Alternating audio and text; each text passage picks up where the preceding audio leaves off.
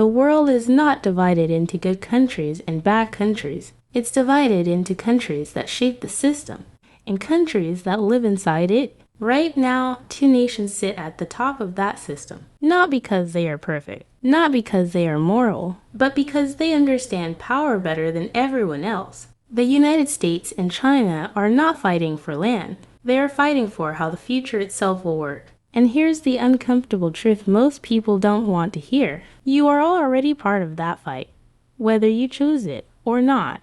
Every time you scroll, buy, work, dream, or plan your future, you are being pulled by one of two philosophies. One says, you are free. Choose anything. The other says, you are guided. Follow the system. One controls the world by desire. The other controls the world by design. And if you don't understand both, you will always struggle, no matter where you live. Let me ask you something honestly. Have you ever wondered why life feels harder now, even though technology is better? Why people have more options than ever, yet feel more confused than ever? Why everyone talks about freedom, but very few people actually feel powerful? That confusion isn't random. It's the result of two global control models colliding. Let's start with the biggest lie people believe. They think control only comes from force, guns, wars, dictators. That's old power. Modern power works quietly. It shapes what you want before you even realize you want it.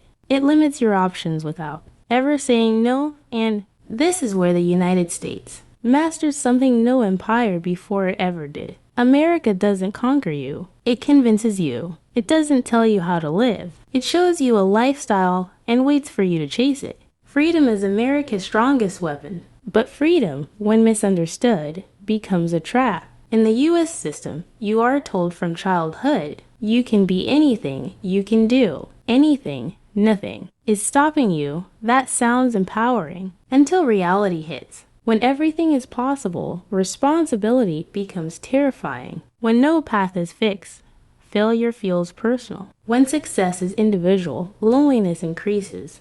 That's why in the most free society on earth, people are anxious, overstimulated, burned out, and constantly comparing themselves. America doesn't control you by telling you what to do. It controls you by letting you want too much. Look at social media. Look at Hollywood. Look at influencers. Nobody forces you to chase money, status, beauty, hustle, or success. You choose it, or at least you think you do. That's influence-based power. Now let's shift to China, because this is where people get emotional and stop thinking clearly. China does not care if you feel free. It cares if the system functions. China doesn't ask, what do you want to be? It asks, what does the nation need?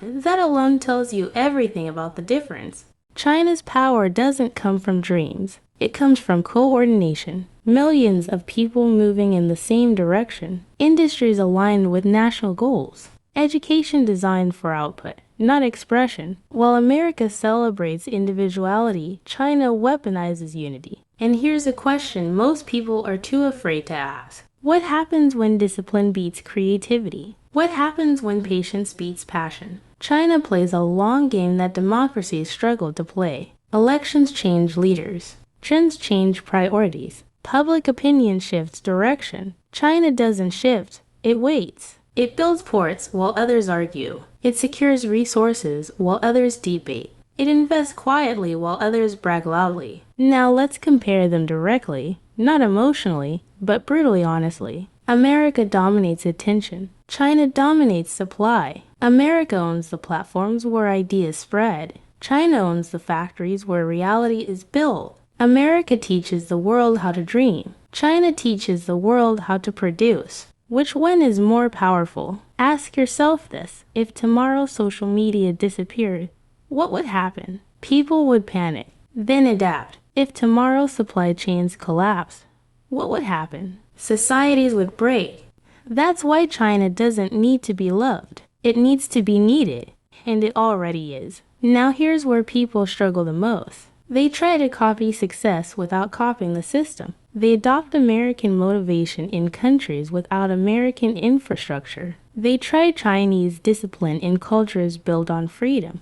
And then they wonder why nothing works. Let me give you a real-world example that explains everything. During global crises, pandemics, shortages, economic shocks, watch how each system responds. In the US, people ask questions. They argue. They resist. They demand explanations. That slows decisions, but protects individual rights. In China, decisions are enforced, fast, efficient, unquestioned. That saves time, but costs freedom. Which one survives better in chaos? Which one thrives better in innovation? There is no perfect answer, only trade-offs. Now let me make this personal. Most people watching this are not citizens of either empire. You live in countries that consume American ideas and depend on Chinese production. That puts you in the most dangerous position of all. You get the confusion of freedom without the protection of power. You dream big inside small systems.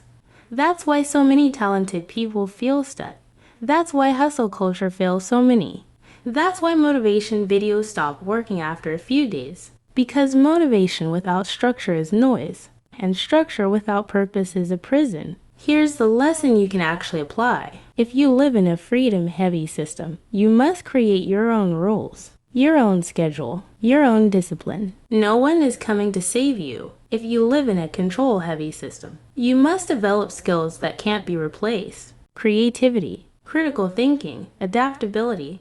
Otherwise, you become efficient and invisible. Ask yourself this in the comments. Do you want unlimited freedom with unlimited responsibility, or limited freedom with guaranteed stability? Another question. Would you rather compete with millions individually, or move forward as part of a massive machine? The world doesn't reward emotions. It rewards alignment. America rewards those who can handle chaos. China rewards those who can handle discipline. The real winners are not loyal to flags. They are loyal to understanding. They learn confidence, branding, and risk from America. They learn patience, systems, and execution from China. And here's the line most people will ignore, but it changes everything. You don't need to choose between the USA and China. You need to choose whether you will stay ignorant of how power works. Because the future will not belong to the loudest voices, or the freest societies, or the most disciplined nations. It will belong to the individuals who understand both systems and position themselves accordingly. So before this video ends, ask yourself one final question. Are you living freely or intentionally? Are you consuming systems or building one for yourself? Because in a world controlled by influence and infrastructure, awareness is the only real freedom left.